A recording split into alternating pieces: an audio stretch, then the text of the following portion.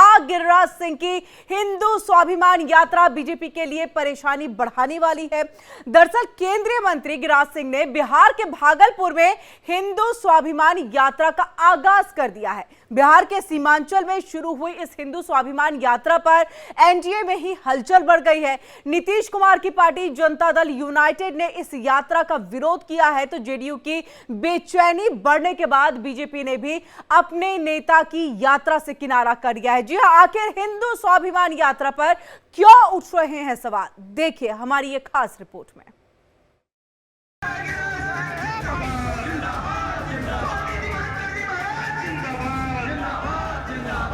अगर विपक्ष के नेता होकर के तेजस्वी यादव मुसलमानों को इकट्ठा करने के लिए निकल सकते हैं, तो मैं अपने अस्तित्व को बचाने के लिए क्यों नहीं निकलता? बिहार में अगले साल विधानसभा चुनाव होने वाले हैं, लेकिन चुनाव की सुगबुगाहट अभी से सुनाई देने लगी है। केंद्रीय मंत्री गिरिराज सिंह जय श्री राम लिखा पटका पहनकर हिंदू स्वाभिमान यात्रा पर निकल पड़े। गिरिराज सिंह सुबह भागलपुर के बाबा बूढ़ानाथ मंदिर पहुंचे। यहां पूजा और हवन करने के बाद उनकी पदयात्रा शुरू हुई। भागलपुर में जनसभा को संबोधित करते हुए गिरिराज सिंह ने कहा, सब पूछते हैं भागलपुर क्यों चुना? भागलपुर ऐतिहासिक जगह है, जब भी किसी ने ललकारा है भागलपुर ने भरपूर जवाब दिया है। पूछते हैं सीमांचल क्यों चुना? बाबा साहब अम्बेडकर की बात मान ली गई होती तो मीडिया वाले ये सवाल हमसे नहीं पूछते, क्योंकि बाबा साहब अम्बेडकर ने कहा था कि टोटल पॉपुलेशन मुसलमान को पाकिस्तान भेज दो, टोटल हिंदू पाकिस्तान से हिंदुस्तान आ जाए। अगर बाबा साहेब की बात मान ली गई होती तो आज मीडिया वाले मुझे ये प्रश्न नहीं पूछते, क्योंकि बाबा साहेब अम्बेडकर ने नेहरू से कहा था कि टोटल पॉपुलेशन मुसलमानों का पाकिस्तान भेज दो, टोटल हिंदू पाकिस्तान से हिंदुस्तान आ जाए। हिंदू स्वाभिमान यात्रा को लेकर गिरिराज सिंह चर्चा में हैं। इस यात्रा को लेकर कई राजनीतिक दलों ने सवाल उठाए हैं। कांग्रेस सांसद प्रमोद तिवारी ने कहा है कि जानबूझकर माहौल खराब करने की कोशिश की जा रही है। वहीं तेजस्वी यादव ने चेतावनी भरे लहजे में कहा है कि अगर गिरिराज सिंह की यात्रा से नफरत फैली तो आरजेडी चुप नहीं बैठेगी। ये लोग पूरी तरीके से अशांति पैदा करना चाहते हैं। संवैधानिक पद पे बैठा हुआ व्यक्ति इस तरह की बातें कर रहा है, जो संविधान की कसम खाता है, वो संविधान विरोधी काम कर रहा है। बिहार जो है बुद्ध की धरती है, अमन चैन की धरती है। यहाँ अगर कोई दंगा फसाद कराने का प्रयास करेगा तो बिहार की जनता उसको बख्शेगी नहीं, और राष्ट्रीय जनता दल चुप होने वाला नहीं है। हिंदू स्वाभिमान यात्रा पर एनडीए में भी हलचल तेज है। जेडीयू ने भी इस यात्रा का विरोध कर दिया है। जेडीयू के राष्ट्रीय प्रवक्ता राजीव रंजन सिंह ने गिरिराज सिंह की यात्रा पर सवाल उठाए हैं और कहा है कि जब बिहार में सभी लोग सुरक्षित हैं तो सांप्रदायिक सौहार्द बना हुआ है, तो फिर इस तरह की यात्रा की क्या जरूरत है? जेडीयू की बेचैनी बढ़ने के बाद बीजेपी ने अपने नेता की यात्रा से किनारा कर लिया। बीजेपी ने गिरिराज सिंह की यात्रा को निजी बताया है। खुद गिरिराज सिंह ने भी कहा है कि ये यात्रा से बीजेपी और जेडीयू का कोई लेना देना नहीं है, वो हिंदू बनकर इस यात्रा पर निकल रहे हैं। गिरिराज सिंह भले ही इस यात्रा को निजी बता रहे हो, गिरिराज सिंह इस यात्रा से हिंदुओं को जगाने और एकजुट करने की बात कर रहे हो, लेकिन इस बात से इनकार नहीं किया जा सकता है कि ये मिशन 2025 की तैयारी है। लेकिन असल सवाल यही है कि गिरिराज सिंह की स्वाभिमान यात्रा बीजेपी को फायदा पहुंचाएगी या फिर नुकसान। Bureau report, India daily.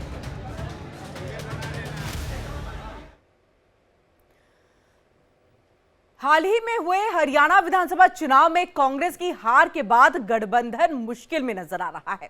UP में होने वाले उपचुनाव को लेकर के अखिलेश यादव ने अपने प्रत्याशियों के नाम का ऐलान कर दिया, तो वहीं दूसरी तरफ महाराष्ट्र में भी विधानसभा चुनाव होने हैं, लेकिन सीटों के बंटवारे में देरी होने को लेकर के शिवसेना उद्धव गुट को भी शिकायतें हैं।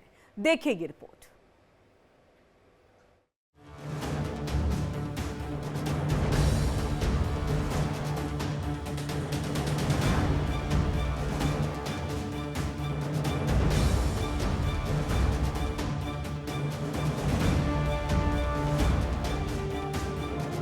राज्य उत्तर प्रदेश 9 सीटों पर उपचुनाव। एसपी ने कांग्रेस के लिए 2 सीट छोड़ी।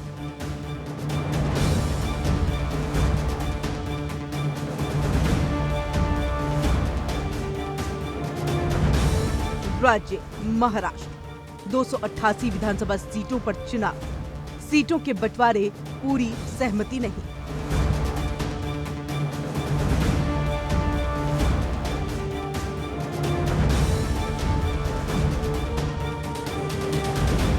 राज्य झारखंड, 81 विधानसभा सीटों पर चुनाव, सीट बंटवारे पर अंतिम फैसला बाकी।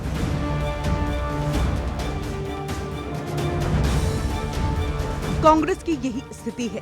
2 राज्यों के विधानसभा चुनावों और यूपी उपचुनाव को लेकर चुनावों का ऐलान हो गया है। वोटिंग की घड़ी तय हो गई है, नतीजों का दिन मुकर्रर हो गया है, लेकिन कांग्रेस अभी तक न तो इन राज्यों के लिए सीटों के बंटवारे का फैसला कर पाई है और न ही अपने सहयोगियों को जल्द इसके समाधान का भरोसा दिला पाई है। इससे पहले हरियाणा चुनावों में जीत का सेहरा सजाकर बैठी कांग्रेस आम आदमी पार्टी और समाजवादी पार्टी से गठबंधन की तैयारियां अंतिम समय तक करती रही, लेकिन कई राउंड की बातचीत के बाद नतीजा ये हुआ कि दोनों ही पार्टियों से गठबंधन नहीं हो सका। नतीजा, आम आदमी पार्टी ने कांग्रेस के खिलाफ 90 सीटों पर उम्मीदवार उतार दिए और उसके बाद जो हुआ वो इतिहास में दर्ज हो चुका है। कांग्रेस तीसरी बार सत्ता का इंतजार करती रह गई। बीजेपी ने इतिहास रचते हुए हैट्रिक लगा डाली। हरियाणा नतीजों से कांग्रेस ने कोई सबक लिया हो ऐसा तो होता नहीं दिख रहा, क्योंकि जिस तरह एसपी मुखिया अखिलेश यादव ने एक तरफा 7 सीटों पर प्रत्याशी उतारकर कांग्रेस के लिए 2 सीटें छोड़ी हैं, वो इशारा तो यही करती है कि सियासी हलकों में इसे हरियाणा का बदला बताया जा रहा है, क्योंकि कांग्रेस 10 में से 5 सीटें मांग रही थी और कुछ ऐसा ही सख्त रवैया महाराष्ट्र में शिवसेना उद्धव गुट का भी दिख रहा है, जिसके नेता संजय राउत कह रहे हैं सीट शेयरिंग पर जल्दी फैसला करने के लिए राहुल गांधी से बात करनी पड़ेगी। आज मैं राहुल गांधी जी से भी बात करूंगा और जो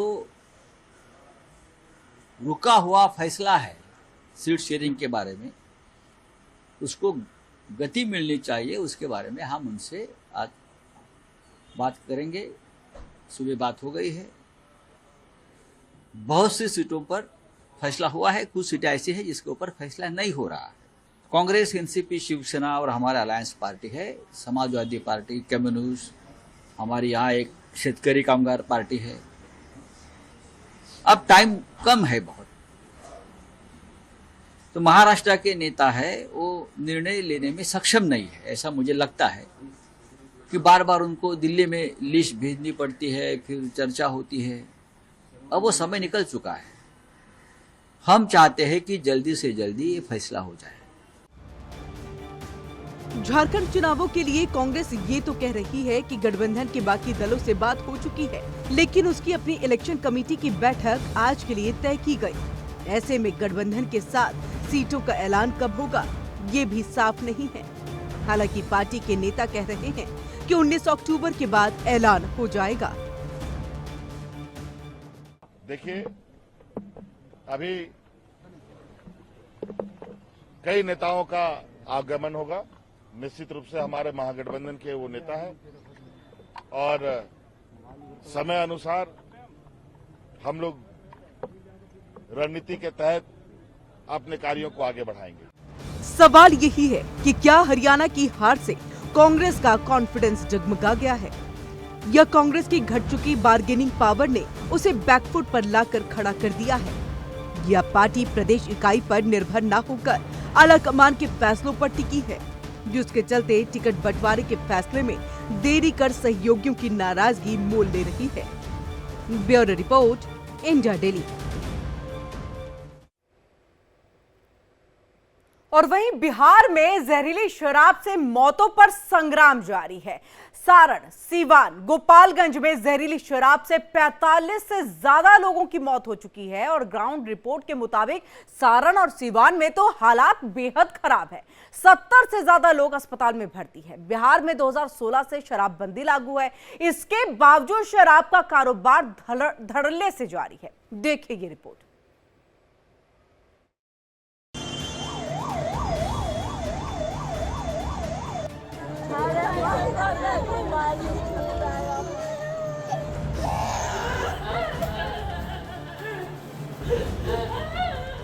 एक बजे करीब के बाद था और ये हॉस्पिटल लेकर भाग तो सुबह में बताएं कि रोशनी से दिखाई नहीं दे रहा है आँख से।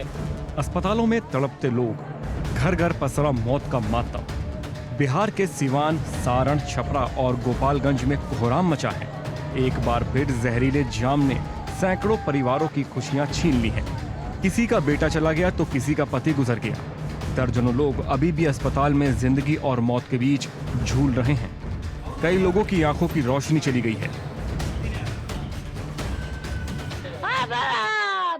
अरे परसा पियले रहले है बबुआ, अरे तबा एक गलतिया भइल त हमर बबुआ खत्म हो गइले, ले गइलो त हमर बाबू उल्टी खड़ी भइल बा और कह दिन मंगान आँख से चक्कर देता और कुछ नहीं के लोकत हमरा काम करे गई नहीं, वो नहीं पी लेनी तो वो नहीं अब घरे आई नहीं तो सुई दवा करे के ले गई नहीं बाजार पर से वहाँ के ले गई नहीं लो हॉस्पिटल में। दिमाग चक्रियात रहे तो देखावे के ले गई रे बाप, हम रजवा के देखावे के ले गई रे। 2 दिन से चक्रियात रहे दिमाग रे दादा, उन्हीं दारू वारू पी ले रहलन रे बाप। जहरीली शराब से सिवान में सबसे ज्यादा मौतें हुई हैं। सारण में भी हालात कम खराब नहीं हैं।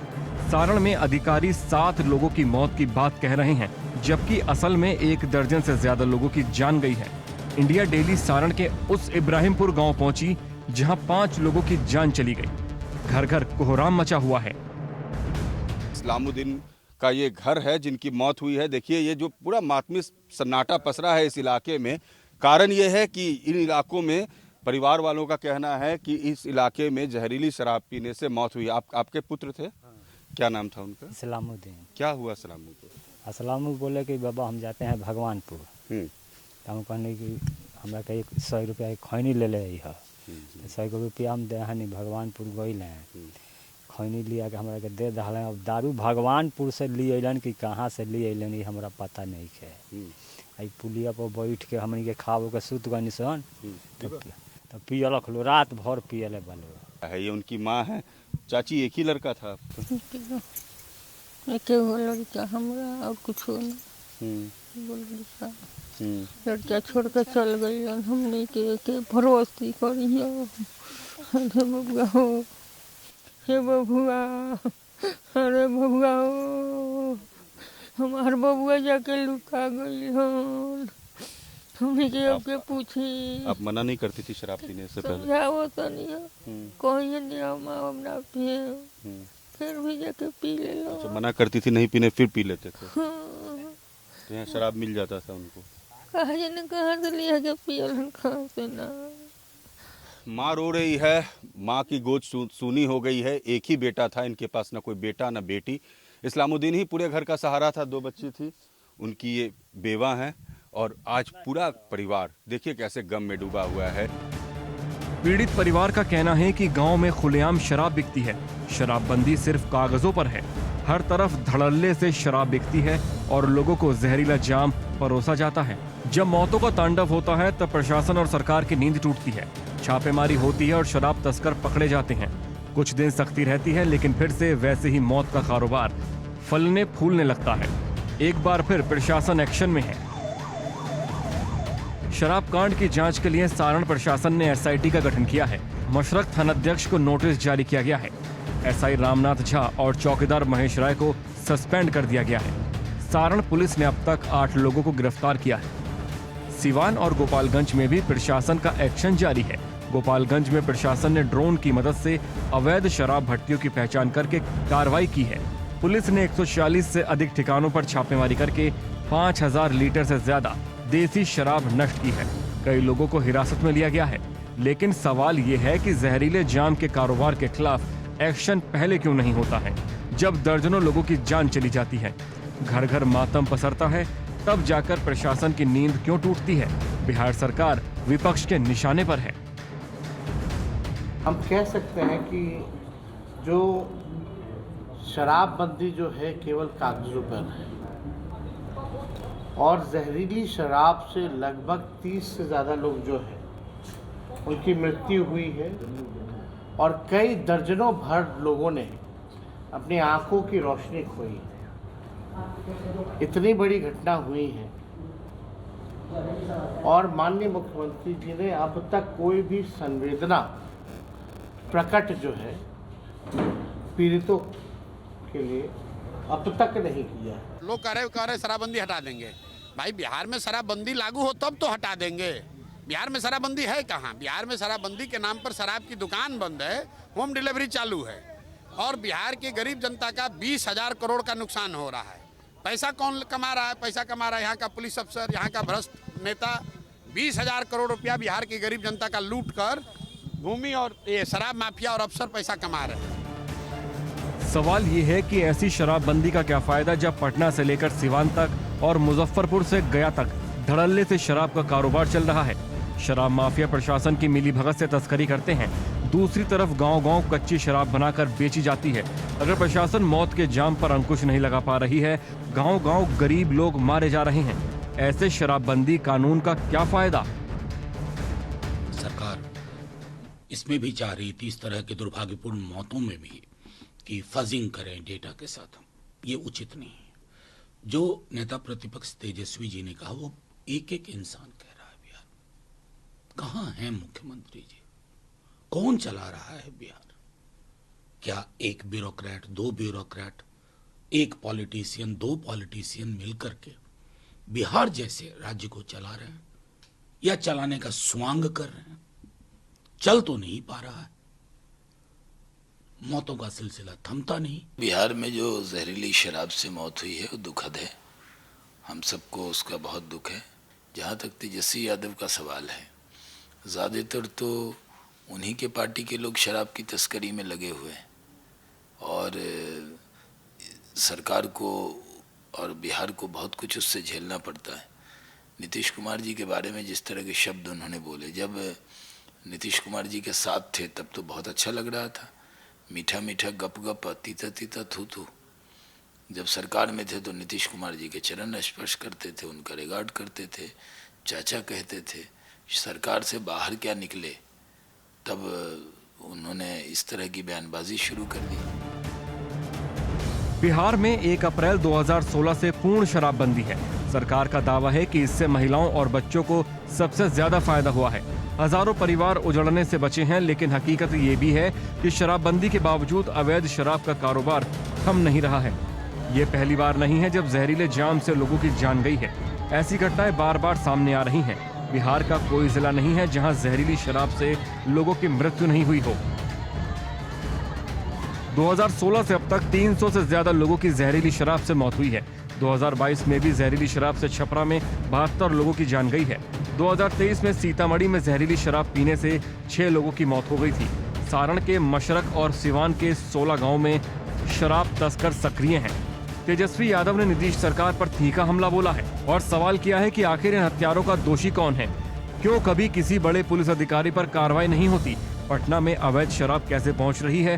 हर दिन पुलिस और उत्पाद विभाग 6,600 से ज्यादा छापेमारी करती हैं। इसके बावजूद क्यों अवैध तस्करी और कच्ची शराब का कारोबार खत्म नहीं होता है? किसी पर भी अब तक कोई कार्रवाई नहीं की गई। तो इसमें सत्ता में जो लोग बैठे हैं उन लोगों को जवाब देना चाहिए कि किस प्रकार का ये शराबबंदी चल रहा है, ये क्या खेल चल रहा है।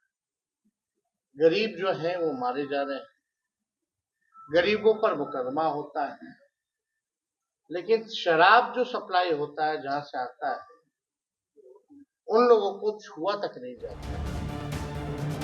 फिलहाल बिहार में राजनीति गर्म है। आरोप प्रत्यारोप का दौर जारी है। नीतीश सरकार ने शराब कांड की उच्च स्तरीय समीक्षा का निर्देश दिया है। डीजीपी को पूरे मामले की जांच सौंपी गई है, लेकिन सवाल जस का तस है कि आखिर ऐसी शराबबंदी का क्या फायदा?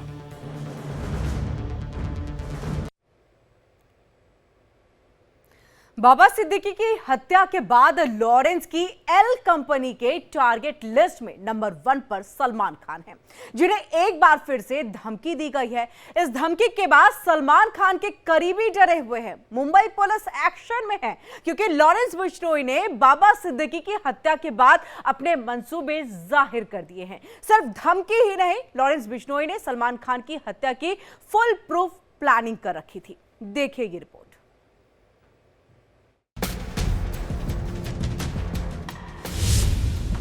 बाबा सिद्दीकी का कत्ल, नेक्स्ट टारगेट दबंग।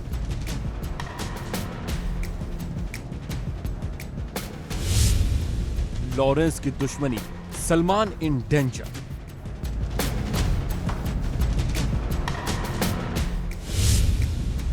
सलमान से अदावत, लॉरेंस की घुड़की।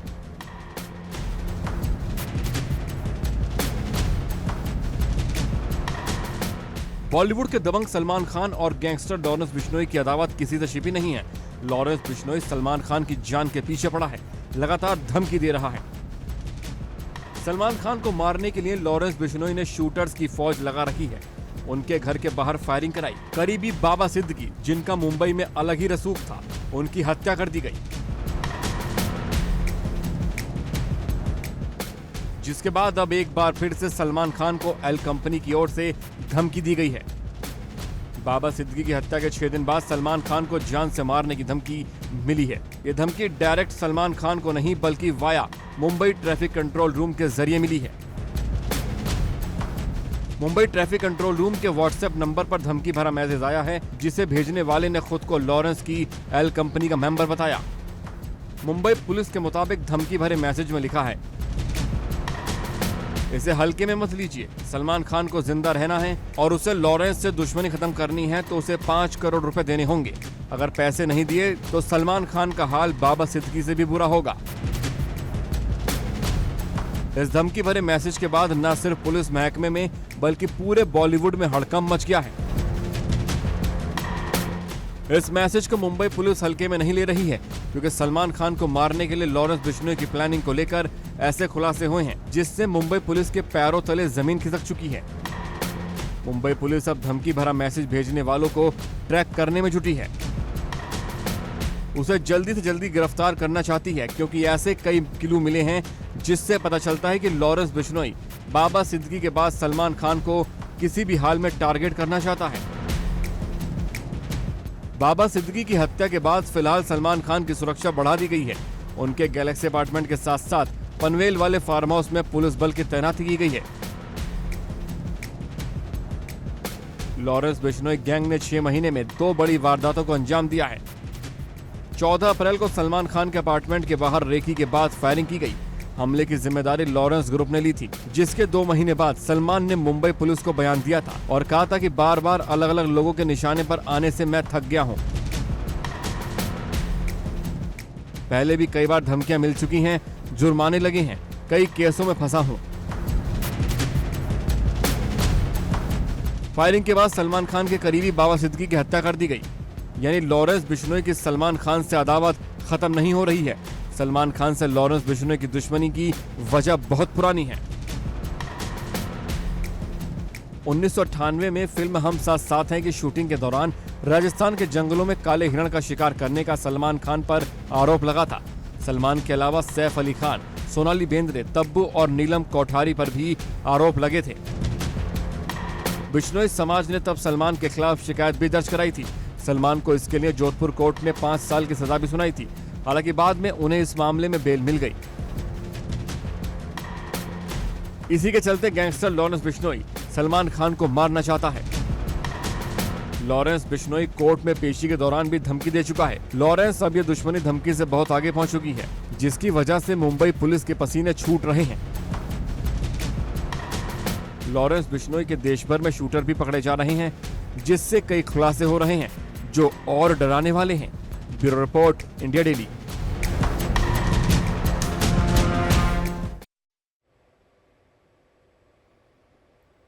खबर अब अभी बाकी है में बात हम देश की राजधानी दिल्ली की करेंगे, क्योंकि यहां पर पॉल्यूशन का स्तर लगातार बढ़ता चला जा रहा है। जहरीली होती हवा के बीच आज हाई लेवल मीटिंग बुलाई गई और इसके बाद दिल्ली सरकार के मंत्री गोपाल राय ने कहा कि मुंडका, द्वारका सेक्टर 8, पंजाबी बाग, आरके पुरम, आनंद विहार समेत दिल्ली की 13 जगहों पर एयर इंडेक्स क्वालिटी यानी कि AQI बहुत खराब श्रेणी में है। दिल्ली सरकार के अधिकारियों को ग्राउंड पर तैनात करने का निर्देश दिया गया है। प्रदूषण का स्तर अगर ओवरऑल देखें तो पुअर कैटेगरी में पहुंच चुका है, लेकिन दिल्ली का AQI पुअर कैटेगरी में होने के बावजूद दिल्ली के अंदर 13 ऐसे स्थान हैं जहां पर AQI का स्तर धीरे धीरे 300 के पार पहुंच चुका है। हमने दिल्ली के सभी 13 हॉट स्पॉट्स पे भी अधिकारियों को यह निर्देश दिया था कि वहां का क्या क्या लोकल सोर्सेज हैं जिनकी वजह से ये प्रदूषण का स्तर बढ़ रहा है, उसको भी फाइंड आउट करके आज की बैठक में रिपोर्ट सबमिट की जाए, जिसके आधार पर आगे की कार्ययोजना जो है हॉट स्पॉट के लिए स्पेशल बनाई जा सके। आज दिल्ली के अंदर जितने हॉट स्पॉट्स हैं उनके कार्य योजना को बनाने और संचालन करने के लिए MCD के जो डिप्टी कमिश्नर्स हैं उनको हॉट स्पॉट्स का इंचार्ज बनाया गया है। और वहीं दिल्ली NCR में बढ़ते प्रदूषण को देखते हुए RML अस्पताल में एक अलग से पॉल्यूशन क्लिनिक की शुरुआत हुई है। इस क्लिनिक में सांस, आंख, ENT, स्किन से जुड़ी बीमारियों का इलाज होगा। तो वहीं अब पूरे मामले को लेकर के हमारे संवाददाता ने डॉक्टर अमित सूरी से खास बातचीत की। उन्होंने क्या कुछ कहा, सुनिए। दिल्ली NCR में ठंड शुरू होते ही पॉल्यूशन की मार भी तेज हो जाती है।